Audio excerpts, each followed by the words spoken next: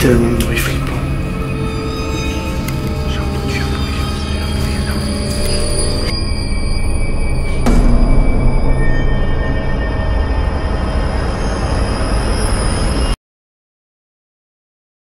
Vous avez très certainement déjà vu ce bâtiment, ce qui est totalement normal, puisqu'il s'agit de l'endroit le plus hanté d'Irlande, le Hellfire Club. C'est un endroit vraiment exceptionnel, rempli de légendes et d'histoires très étranges. Il fait très froid, il y a beaucoup de vent, je suis en Irlande.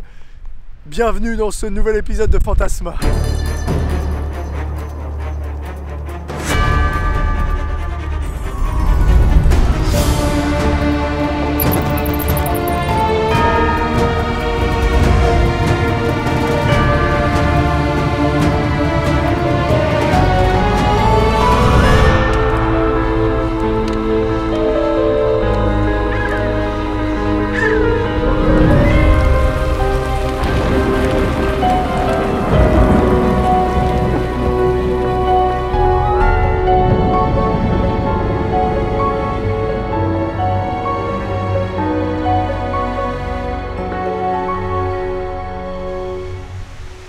Ça fait une vingtaine de minutes que je marche sur un petit chemin dans la forêt. En fait, le Hellfire Club, il se situe sur une colline qui surplombe Dublin. Donc du coup, il faut monter un petit peu. Il y a tellement de vent. Moi, je voulais faire voler le drone, mais je crois pas que ça va être possible avec ce vent. Le Hellfire Club est là-bas. Il y a un vent de malade mental, mais on va quand même essayer de faire voler le drone. Ok, on va y aller.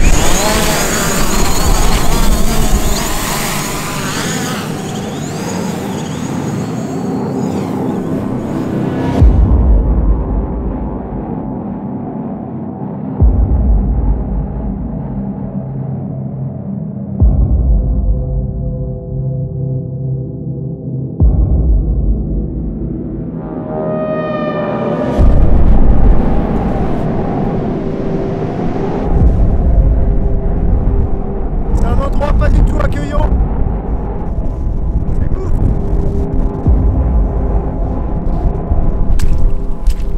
Oh putain. Ça commence bien. La caméra a vraiment pris cher. Ok. Ce que je vous propose, c'est qu'on aille visiter directement l'intérieur, qu'on reste pas trop dehors parce que c'est un peu le bordel.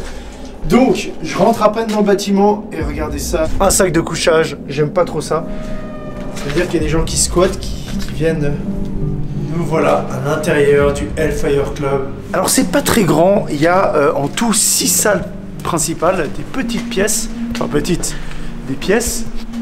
Il y avait des fêtes bizarres, il y avait plein de choses qui se passaient ici. Et franchement, ça devait être assez incroyable vu l'architecture et l'ambiance du lieu.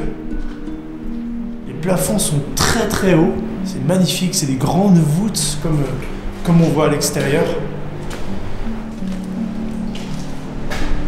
C'est trop beau. Ça va être sympa ce soir. Rien que 2 jours, c'est hyper flippant. Il y a une ambiance angoissante avec le vent et le froid. Le lieu est très touristique, c'est visité. Mais apparemment aujourd'hui, il n'y a pas grand monde. Je pense que c'est à cause aussi un peu du froid et du vent.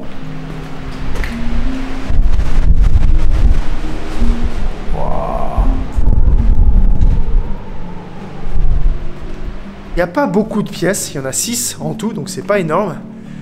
Et là, il y a cette entrée principale avec l'escalier. Ça a été assez simple d'aller dans toutes les pièces, de pouvoir faire tous les endroits. Ce soir, on devrait avoir une jolie petite expérience dans ce lieu mythique d'Irlande. Ça fait longtemps que je connais ce bâtiment, que j'ai vu ça sur des sites internet et des blogs, et je suis très content de pouvoir y être aujourd'hui. Ça fait un peu bizarre, hein, parce qu'on voit des choses sur internet, des bâtiments et tout, puis une fois qu'on est à l'intérieur, tu dis ok, bon bah ça y est, on est dans la réalité, on est sur le lieu, que va-t-il se passer? On verra ça ce soir.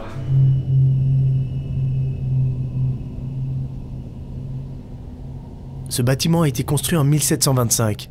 Au début, il servait de pavillon de chasse, mais c'est vite devenu un lieu de rencontre plutôt spécial. En 1735, un groupe de gentlemen composé de lords et d'aristocrates se donnait régulièrement rendez-vous en haut de cette colline qui surplombe Dublin. C'était le Hellfire Club, le club du feu de l'enfer. Au XVIIIe siècle, il y a eu plusieurs groupes comme ça en Grande-Bretagne. Les membres se retrouvaient là en secret pour se consacrer à toutes sortes de débauches. On parle d'orgies et de messes noires pour invoquer des démons et même Satan. Ça n'a duré que quelques années, mais ça a suffi à forger la réputation du lieu. Depuis, on associe de nombreux événements paranormaux à cet endroit. C'est même le lieu le plus hanté d'Irlande. Les visiteurs ressentiraient une atmosphère oppressante et seraient même témoins de manifestations démoniaques. Ce serait dû aux anciennes pratiques sataniques du club, mais aussi au lieu lui-même. Le Hellfire Club aurait été construit avec des pierres d'un cimetière préhistorique situé au même endroit. Ce qui pourrait peut-être expliquer pourquoi cet endroit est maudit.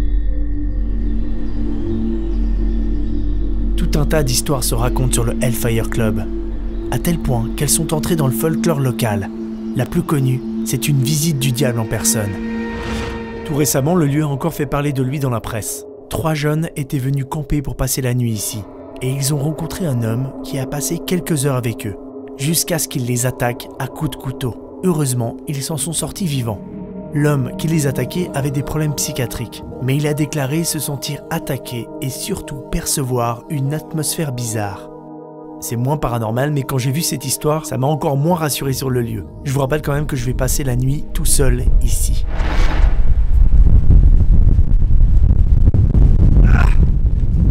Ok, bon, j'ai terminé mon repérage de jour. Ce que je vous propose maintenant, c'est de revenir ce soir ici au Hellfire Club pour passer quelques heures de nuit. Que va-t-il se passer dans l'endroit le plus hanté d'Irlande? Ça, on va le savoir ce soir.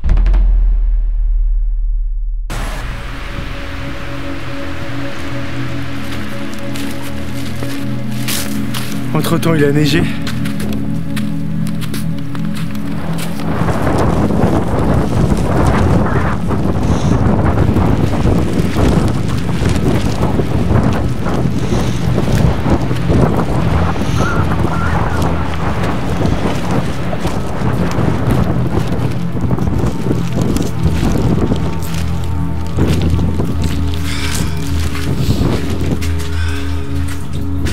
J'en ai connu des lieux pas du tout accueillants, mais alors celui-là, c'est vraiment le meilleur, quoi. Oh putain.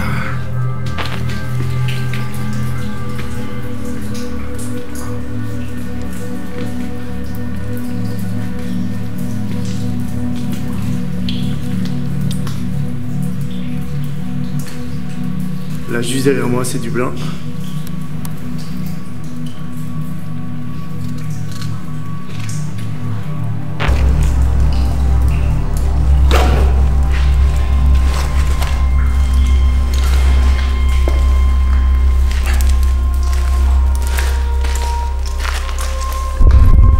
Bon, pour commencer, j'ai décidé de m'éclairer au feu, étant donné que c'est le thème du lieu de ce soir, le Hellfire Club. Je me suis dit que ça pourrait être sympa. Il y a tellement de vent et d'humidité que mes caméras, que ma torche, que moi-même je prends cher.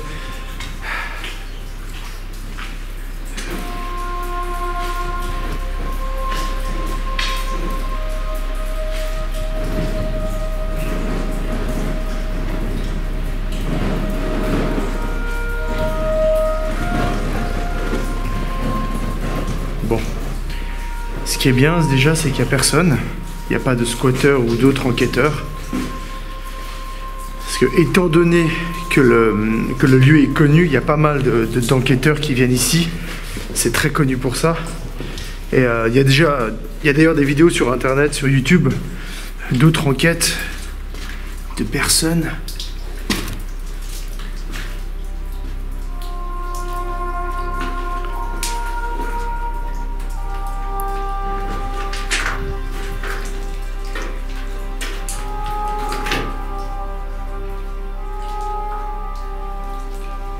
Cette salle, c'est la plus calme.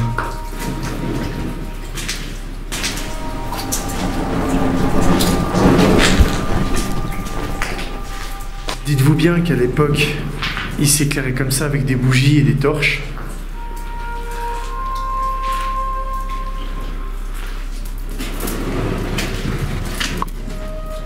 Donc voilà, on a fait le tour. Il y a toujours le sac de couchage qui a un peu bougé de place, mais qui est toujours là. On va remonter.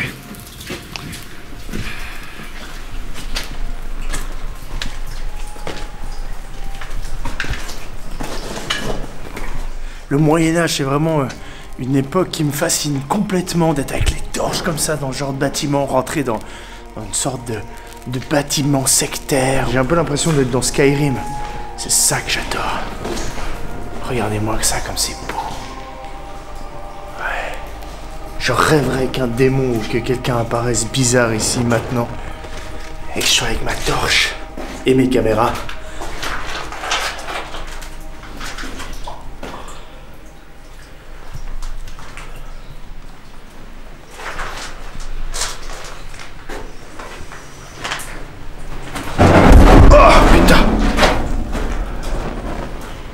Ça m'a foutu les boules. Un appel d'air devant.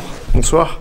Je suis là, dans le Hellfire Club, en plein milieu du lieu le plus hanté d'Irlande. Il s'est passé des choses étranges. Là où je marche, il y a eu des trucs bizarres, des histoires. Et vu le bâtiment, comment c'est dehors, les éléments entourés de forêt, la tempête, on s'imagine beaucoup de choses. Et encore plus à l'époque, quand on n'arrivait pas forcément à expliquer tout ce qui se passait. Et en plus, c'était une époque très croyante. J'adore. J'adore, putain. Putain, c'est la tempête.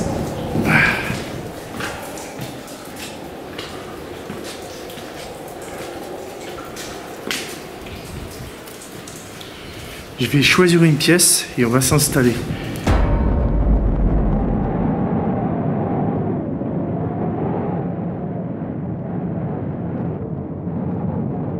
Vous avez vu cette condensation?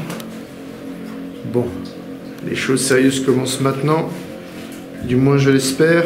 Tellement de bruit flippant.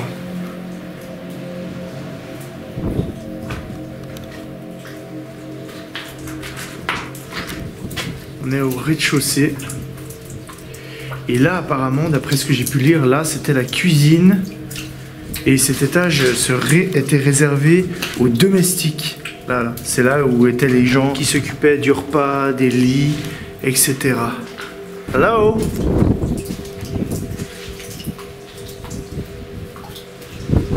J'ai oublié aussi de vous raconter que...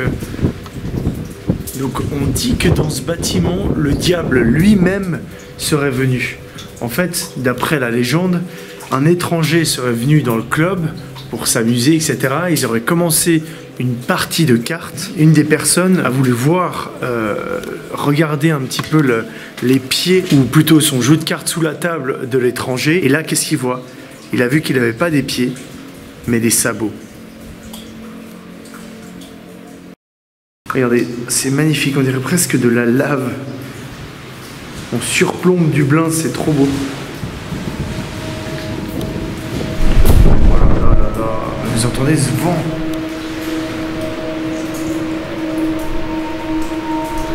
Je teste un petit peu dans différentes pièces si le détecteur EMF s'excite.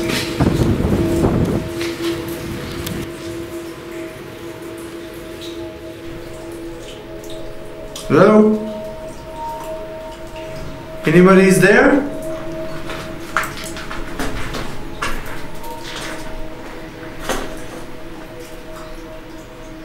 I am alone. My name is Julian. I'm from Switzerland. Is it possible to make a sound?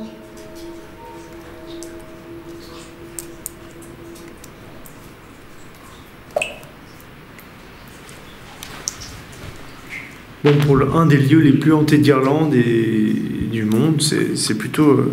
Oh.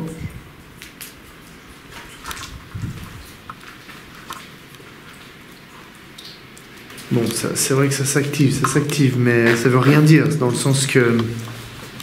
Il faut pas oublier les ondes qui traversent. Toujours au Hellfire Club. Et cette fois dans le noir. Regardez comment les murs suintent. Au tout début, quand tu rentres dans ce genre de bâtiment, même de jour, c'est glauque, t'es là, oh, c'est dégueulasse. Puis en fait, Quand tu y passes quelques heures comme ça, tu t'habitues et tu commences à apprécier ce calme. Et en fait, au final, c'est vraiment pas mal. Hein. Enfin, moi, j'aime beaucoup. Bon, j'ai essayé tout à l'heure de faire encore des séances de DVP et de EMF et ça n'a rien donné. J'ai eu aucune réponse, rien du tout.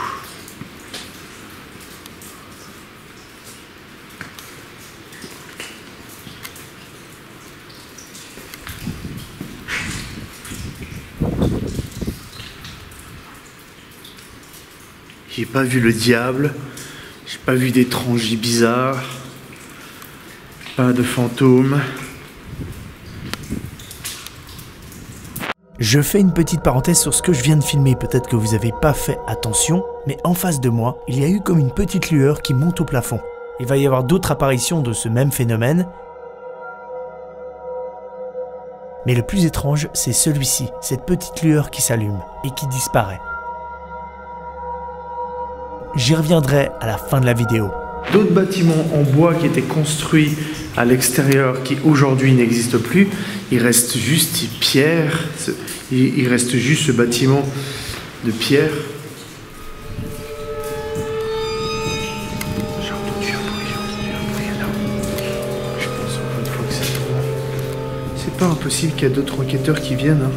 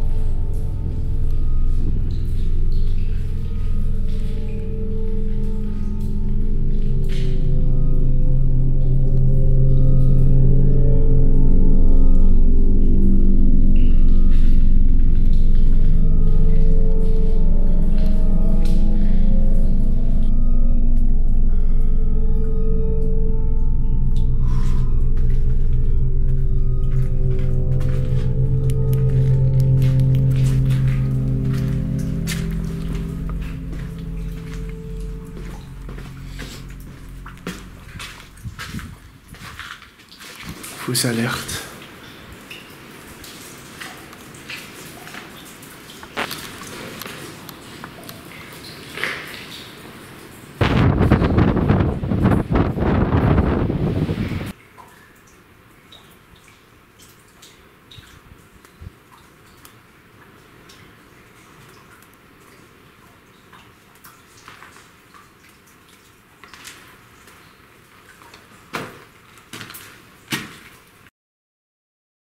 Il est 6h30 du matin, j'ai passé une bonne partie de la nuit, je suis un peu crevé. Je crois qu'il est temps de laisser notre ami le Hellfire Club tranquille.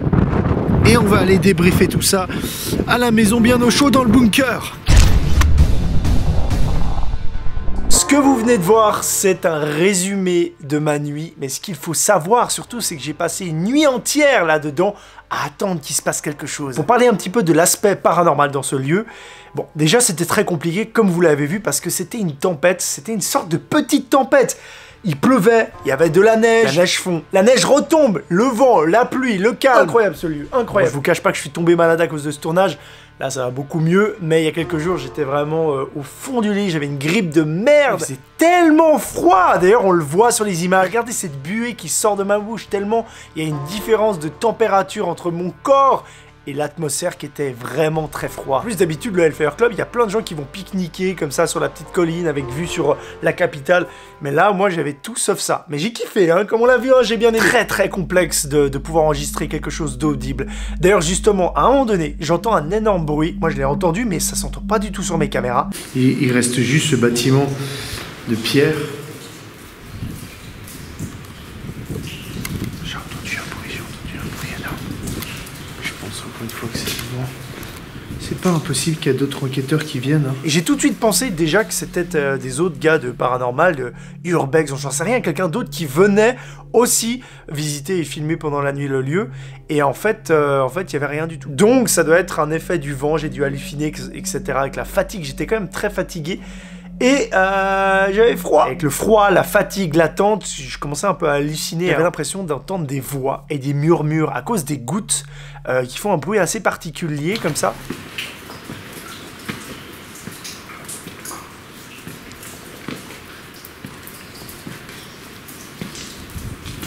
Détecteur EMF qui s'est déclenché à plusieurs reprises, mais très timidement.